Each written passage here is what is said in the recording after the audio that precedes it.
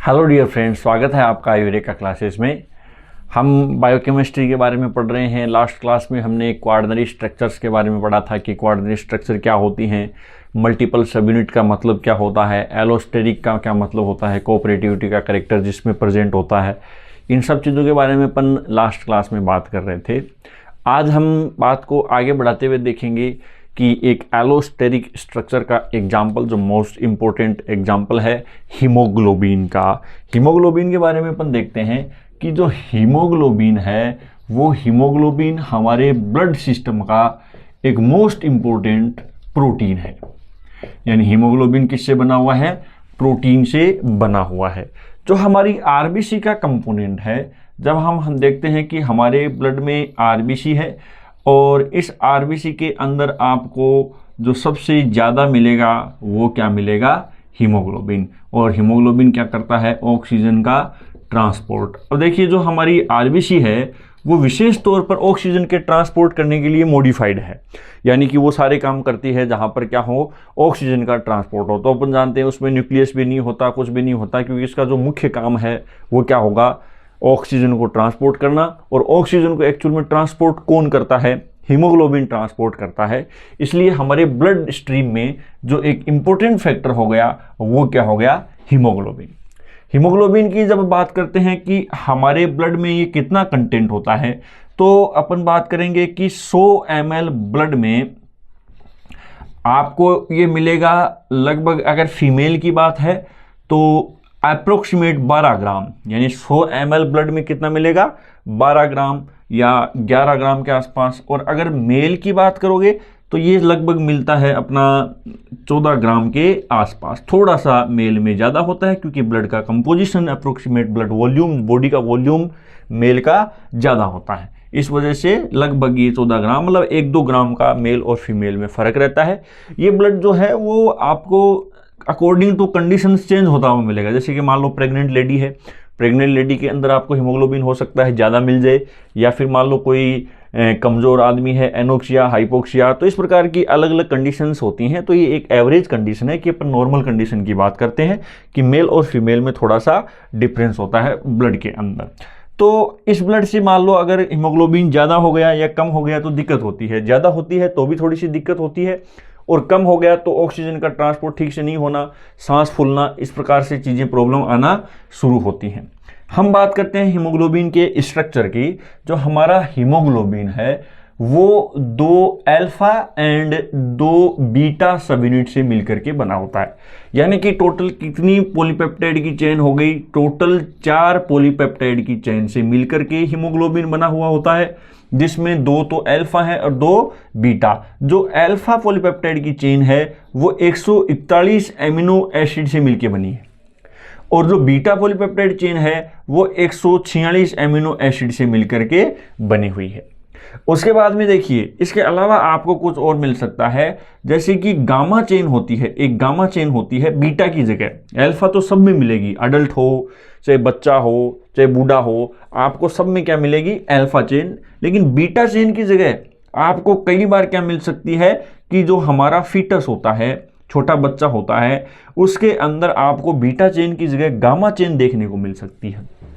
Gamma chain में थोड़ा सा स्ट्रक्चरल डिफरेंस होता है, और इस चेन की ऑक्सीजन से जुड़ने की एफिनिटी ज़्यादा होती है। जुड़ने की एफिनिटी ज़्यादा होने का क्या मतलब हुआ कि एक मदर है, मदर की बॉडी के अंदर एम्ब्रियो है एमनियोटिक फ्लूइड में, और एमनियोटिक फ्लूइड के अंदर एम्ब्रियो है। इसका मतलब वहाँ पर एक्वाटिक एनवायरनमेंट है, पानी है, और पानी के अंदर ऑक्सीजन डिजोल्व आप जानते हो कम होती है। इस वजह से ऑक्सीजन की एफिनिटी इससे ज़्यादा रखी जाएगी। क्यों रखी जाएगी? क्योंकि मान लो ऑक्सीजन गई और मदर के ब्लड में ऑक्सीजन गई, और मदर के ब्लड में ऑक्सीजन गई, तो अगर एफिनिटी बराबर हुई तो पूरी ऑक्सीजन को मदर कंज्यूम कर लेगी, और अगर बची हुई ऑक्सीजन है, यानी ऑक्सीजन ज़्यादा मात्रा में है, तो वो फीटस तक गई है। इसका मतलब दिक्कत क्या है कि अगर इक्वल एफिनिटी हुई, मदर की हीमोग्लोबिन के साथ ऑक्सीजन की जुड़ने की एफिनिटी और एम्ब्रियो की हीमोग्लोबिन के साथ जुड़ने की एफिनिटी है, अगर ये बराबर ही रहा, इसका मतलब क्या है कि ऑक्सीजन ट्रांसपोर्ट में प्रॉब्लम आती है। लेकिन गामा चेन की वजह से क्या है कि मदर से भी ज़्यादा एफिनिटी किसकी हो गई, एम्ब्रियो की, ऑक्सीजन के लिए जुड़ने की, और एम्ब्रियो की ज़्यादा हो गई, तो इसका मतलब है कि मदर के पास में जब ऑक्सीजन जाएगी तो सबसे पहले एम्ब्रियो तक वो पहुंच जाती है, इस वजह से इसकी एफिनिटी ज़्यादा होती है। इसके बाद में अपन बात करते हैं कि एक चेन और हो सकती है जो डेल्टा चेन अपन जिसको बोलते हैं, ये अपन बोलते हैं अडल्ट 2 में, यानी कि बुढ़ापे के अंदर। जब अपन बुढ़ापे की बात करते हैं तो बुढ़ापे के अंदर डेल्टा चेन आपको मिल सकती है, और डेल्टा चेन की एफिनिटी बीटा चेन से कम होती है ऑक्सीजन से जुड़ने के। तो बुढ़ापे में सांस फूलना या सांस धीरे धीरे चलना, थकान आना, ये चीज़ें आम बात है, क्योंकि इसमें डेल्टा चेन में कन्वर्ट हो जाती है। ऐसा कहीं आपको देखने को मिल सकता है। बाकी ये 3 चेन के बारे में आपको याद रखना, ध्यान रखना, गामा चेन और डेल्टा चेन ये दोनों किसकी जगह है, बीटा चेन की जगह। जैसे आपने पूछा कि फिटस के हीमोग्लोबिन की क्या बात है, तो फिटस के हीमोग्लोबिन में 2 अल्फा चेन 2 गामा चेन। अगर मान लो कोई बूढ़ा आदमी है, एकदम से बूढ़ा आदमी, तो उसमें कौन सी चेन है, 2 अल्फा चेन और 2 डेल्टा चेन, यानी ये भी 146 अमीनो एसिड से बनी है और ये भी 146 अमीनो एसिड से बनी है। तो ये एक सिंपल सी बात हो गई कि हीमोग्लोबिन की स्ट्रक्चर में आपको क्या क्या देखने को मिल सकता है। उसके बाद में अपन बोलते हैं कि हीमोग्लोबिन के पास में हीम ग्रुप होता है। हीम ग्रुप होता है हीमोग्लोबिन के पास में, क्या है, हीम ग्रुप। हीम ग्रुप का मतलब क्या है, फेरस आयन। इसका मतलब क्या हो गया, फेरस आयन, ये प्लस प्लस कंडीशन में रहता है। और दूसरी चीज इसके अंदर ग्लोबिन है, यानी कि प्रोटीन है।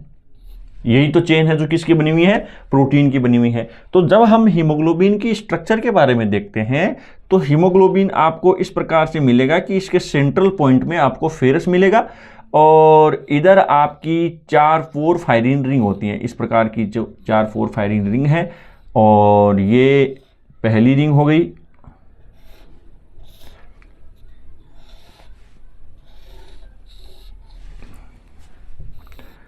ये एक चेन की बात अपन करेंगे।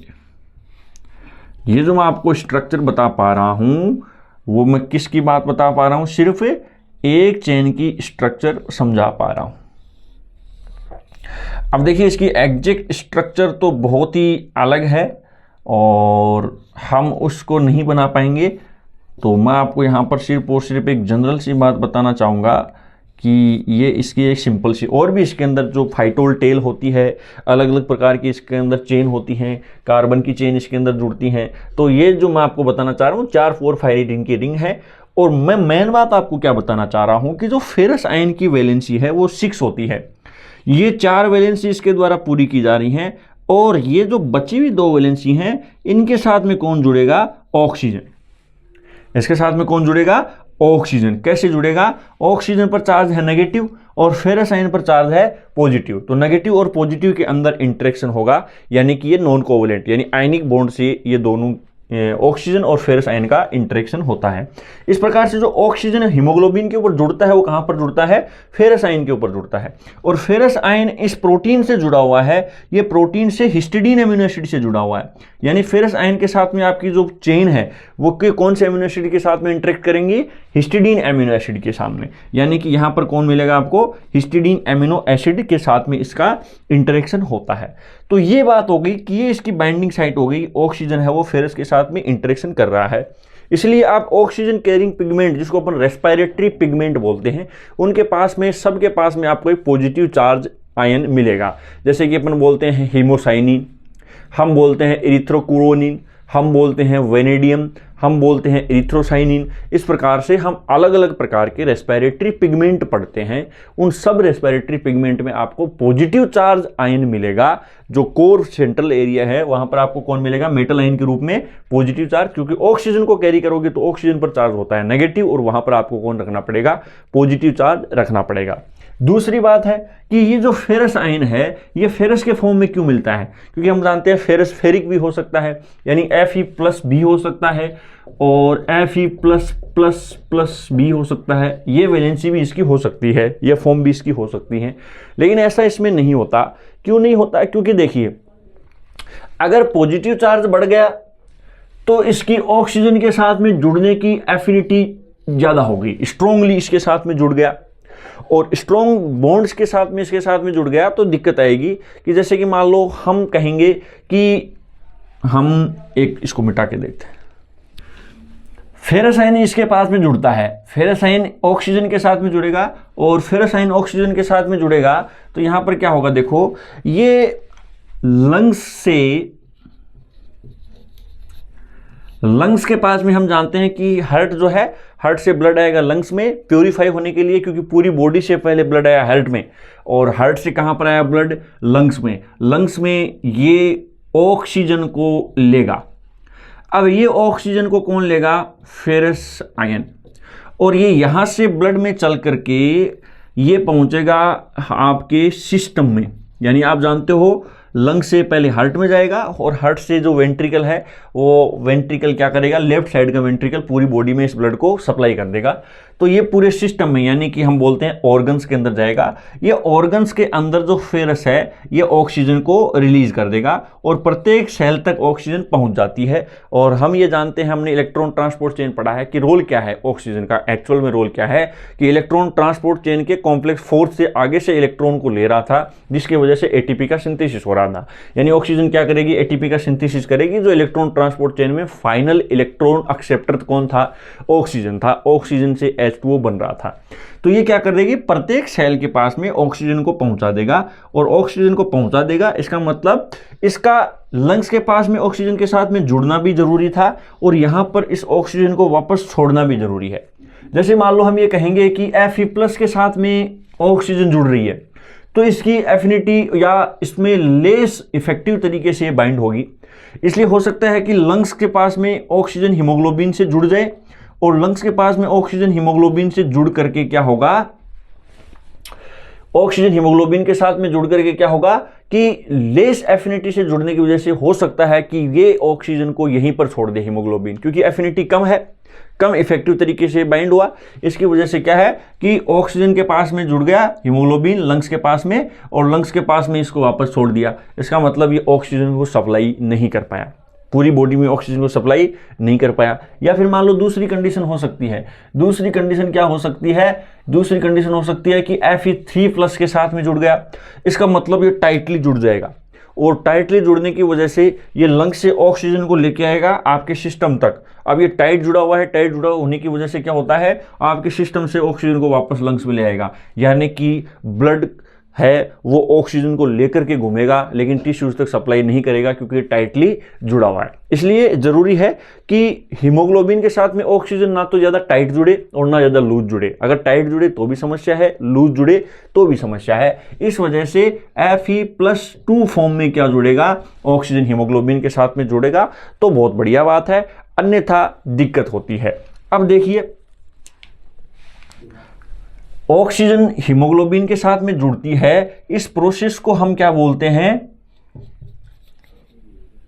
इस प्रोसेस को अपन बोलते हैं ऑक्सीजनेशन। ऑक्सीडेशन नहीं बोलते, इसको अपन क्या नाम देते हैं, ऑक्सीजनेशन। ऑक्सीजनेशन क्यों बोलेंगे इसको, ऑक्सीजनेशन इसलिए बोलेंगे कि यहां पर इलेक्ट्रॉन की शेयरिंग खास नहीं होकर के ऑक्सीजन गैस के फॉर्म में इसको ट्रांसपोर्ट किया जाता है। अगर मान लो इलेक्ट्रॉन की शेयरिंग होगी तो ये गैस के फॉर्म में बचेगी नहीं, हो सकता है कि आयनिक फॉर्म में कन्वर्ट हो जाए, मॉलिक्यूलर फॉर्म में कन्वर्ट हो जाए। तो ऑक्सीडेशन या रिडक्शन नहीं होकर के ऑक्सीजन हीमोग्लोबिन के साथ में जुड़ेगी तो वो किस फॉर्म में जुड़ेगी, ऑक्सीजनेशन। तो ऑक्सीजन का हीमोग्लोबिन के साथ में जुड़ना क्या कहलाता है, ऑक्सीजनेशन कहलाता है। और ये लंग्स से सिस्टम तक ऑक्सीजन को पार्शियल प्रेशर के अकॉर्डिंग भेजती है, यानी आंशिक दाब। आंशिक दाब का मतलब क्या हो गया कि एनवायरनमेंट में ऑक्सीजन ज़्यादा है और एनवायरनमेंट में ऑक्सीजन ज़्यादा है, हमारी बॉडी में कम है। जैसे कि मान लो ऑक्सीजन एनवायरनमेंट की अपन बात करें तो एनवायरनमेंट में अपन मानते हैं कि अप्रोक्सीमेट 21% ऑक्सीजन गैस है। एनवायरनमेंट में ऑक्सीजन ज़्यादा है और लंग्स में ऑक्सीजन कम है। इसका मतलब गैस का ट्रांसपोर्ट हाई पार्शियल प्रेशर से लो पार्शियल प्रेशर की तरफ हो रहा है। एनवायरनमेंट में ज़्यादा, इधर कम है, इसका मतलब ऑक्सीजन गैस इधर आ जाएगी। उसके बाद में लंग्स में ऑक्सीजन गैस का पार्शियल प्रेशर, यानी लंग्स में ऑक्सीजन ज़्यादा है और टिश्यूज़ के पास में, सेल्स के पास में ऑक्सीजन कम है, सिस्टम के पास में ऑक्सीजन कम है। इसका मतलब इधर ज़्यादा है, इधर कम है, तो ऑक्सीजन यहाँ से चल करके यहाँ आ जाएगी। इसका मतलब क्या है कि ऑक्सीजन का जो ट्रांसपोर्ट हो रहा है वो हाई पार्शियल प्रेशर से लो पार्शियल प्रेशर की तरफ हो रहा है, यानी हाई कंसंट्रेशन से लो कंसंट्रेशन की तरफ हो रहा है। तो आप जानते हो कि इस प्रकार के ट्रांसपोर्ट में एनर्जी खर्च नहीं होती। तो ऑक्सीजन का ट्रांसपोर्ट आपकी बॉडी में हम बोल सकते हैं सिंपल डिफ्यूजन है या पैसिव ट्रांसपोर्ट है, यानी ऑक्सीजन का ऑक्सीजन का आपकी बॉडी में जो ट्रांसपोर्ट हो रहा है हीमोग्लोबिन के थ्रू हो रहा है सिंपल डिफ्यूजन के थ्रू। अब ये बोलोगे कि जब ऑक्सीजन का सिंपल डिफ्यूजन के थ्रू आराम से ट्रांसपोर्ट हो रहा है तो आपको इंटरमीडिएट की जरूरत क्या है, यानी आप ऑक्सीजन को हीमोग्लोबिन से क्यों जोड़ा, डायरेक्ट ब्लड में छोड़ दो, और डायरेक्ट ब्लड में छोड़ दोगे तो ऑक्सीजन है वो डायरेक्ट पहुंच जाएगी, क्योंकि हाई कंसंट्रेशन से लो कंसंट्रेशन तरफ पहुंच रही है। ये हम इसलिए नहीं कर सकते कि ऑक्सीजन के ऊपर नेगेटिव चार्ज होता है, और ऑक्सीजन के ऊपर चार्ज नेगेटिव होने की वजह से ये अगर खुला रहेगा, यानी हमारी बॉडी में ब्लड में किसी भी आयनिक कंटेंट को खुला नहीं छोड़ सकते अपन, उसको अपन क्या करेंगे, पैक करके लेके जाएंगे, और पैक करके लेके जाएंगे क्योंकि ये न्यूक्लियोफिलिक अटैक कर देगा, बहुत सारी चीज़ों को डैमेज कर देगा, रिएक्टिव ऑक्सीजन स्पीशीज बना देगा।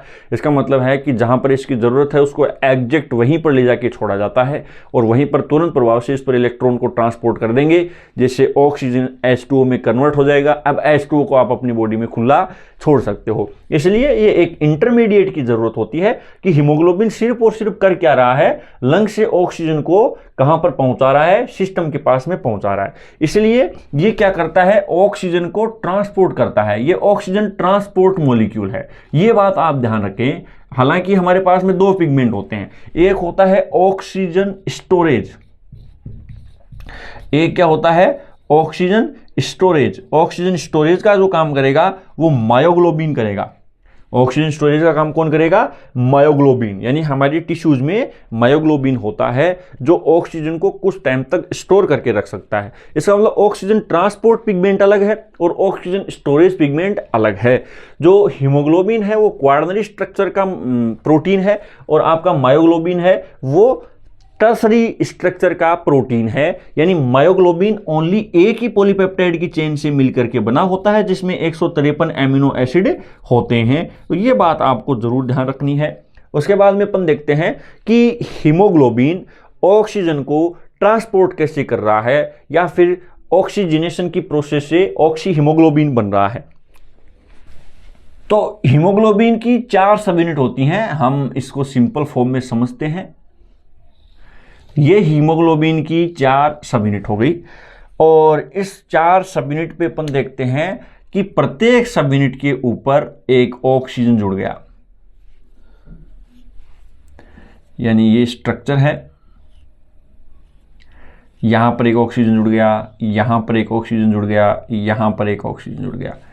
इसका मतलब प्रत्येक सब यूनिट पर क्या जुड़ती है, ऑक्सीजन जुड़ती है, और प्रत्येक सब यूनिट के ऊपर ऑक्सीजन जुड़ती है। इसका मतलब हमने बात की थी क्वार्डनरी स्ट्रक्चर की एक खास बात होती है कि मान लो एक सब यूनिट के ऊपर ऑक्सीजन जुड़ गई, एक सब यूनिट के ऊपर ऑक्सीजन जुड़ गई तो बाकी सब यूनिट में कन्फर्मेशनल चेंज लाती है, और बाकी सब यूनिट में कन्फर्मेशनल चेंज लाएगी तो बाकी सब यूनिट से ऑक्सीजन जल्दी बाइंड हो जाएगी। इसी को अपन ने कोऑपरेटिविटी का नाम दिया था, या एलोस्टेरिक प्रॉपर्टी का हमने इसको नाम दिया था। एलोस्टेरिक का मतलब क्या हो गया कि जैसे एक ऑक्सीजन है, ये एक सब यूनिट के साथ में बाइंड हो गई, उसके बाद में तीनों सब यूनिट में कन्फर्मेशनल चेंज लाएगी, और कन्फर्मेशनल चेंज लाएगी तो क्या होगा कि ये तीनों सब यूनिट इसके कंपेरिजन में फास्टली इन सब यूनिट के साथ में बाइंड हो जाएंगी, और बाइंड होकर के ये हीमोग्लोबिन कहां चला जाएगा, सिस्टम के पास में चला जाएगा, और यहां से ऑक्सीजन को रिलीज कर देगा। तो इस प्रकार से हीमोग्लोबिन क्या काम करता है, ऑक्सीजन को ट्रांसपोर्ट करता है।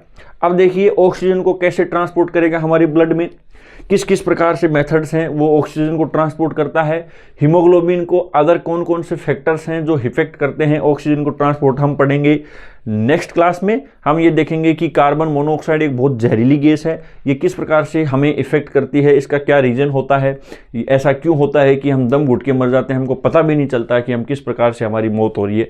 इस प्रकार से सिगड़ी जला करके सोते हैं रात को तो कार्बन मोनोऑक्साइड रिलीज होगी तो आदमी अचानक से मर जाएगा। तो इन सब चीज़ों का रीजन भी अपन पढ़ेंगे कि कौन कौन से हीमोग्लोबिन को फैक्टर्स इफेक्ट करते हैं, किस प्रकार से ट्रांसपोर्ट होगा, टी स्टेट क्या होती है, आर स्टेट क्या होती है, एफिनिटी किस प्रकार से बढ़ती है, किस प्रकार से कम होगी, इन सब चीज़ों के बारे में अपन नेक्स्ट क्लास में बात करेंगे। आज हमने हीमोग्लोबिन का एक जनरल इंट्रोडक्शन पढ़ा है कि किस प्रकार से अपन हीमोग्लोबिन को पढ़ सकते हैं। तो मिलते हैं नेक्स्ट क्लास में। Thank you so much.